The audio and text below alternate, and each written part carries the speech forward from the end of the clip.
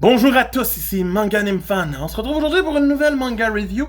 Si tu l'as lu, commente ce que tu en penses. Abonne-toi et mets un pouce bleu, parce qu'on est en 2015 et la Terre est attaquée par des anges. Et donc, il n'y a qu'une solution. Oui, je vous parle bien sûr du tome 1 de la Perfect de Neon Genesis Evangelion, publié chez Glénat. Une édition en fait qui, au toucher, texturé, est tout simplement sublime. Ça reste dans leur veine à la Kenshin, à celle de Full Metal qu'on a présentement et à Dragon Ball, mais la texture est parfaite et sublime.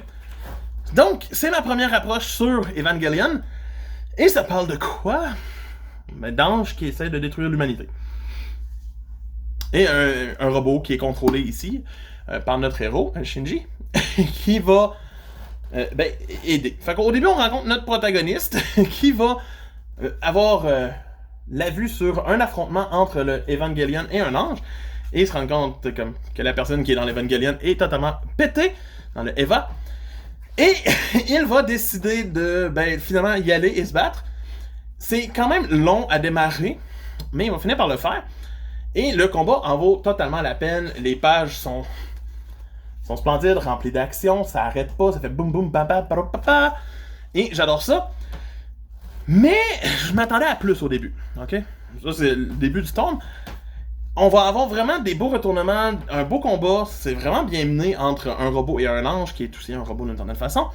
Et après ça, notre protagoniste va se dire, ok, je vais continuer. Et parce que, tu sais, il y a un taux de comptabilité avec la machine qui est vraiment exceptionnel, fait que, tu sais, ça donne très bien, c'est le héros qui est dû d'être un héros, et c'est son père qui contrôle tout. On va par la suite comme rentrer plus dans sa vie normale, le voir vivre, avec une autre attaque aussi qui va arriver, il va se faire des amis et tout.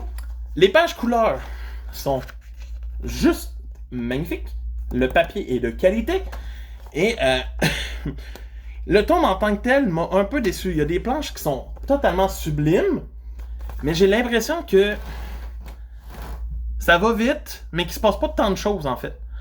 Pour l'instant, c'est ça que j'ai. Et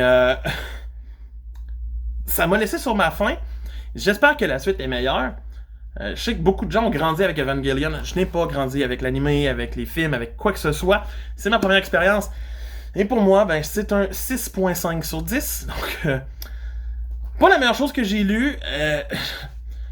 J'ai pas accroché tant au perso. J'ai hâte de voir si je vais accrocher plus dans le prochain. Donc, Tom Manga Fan vous dit. À plus. Bye!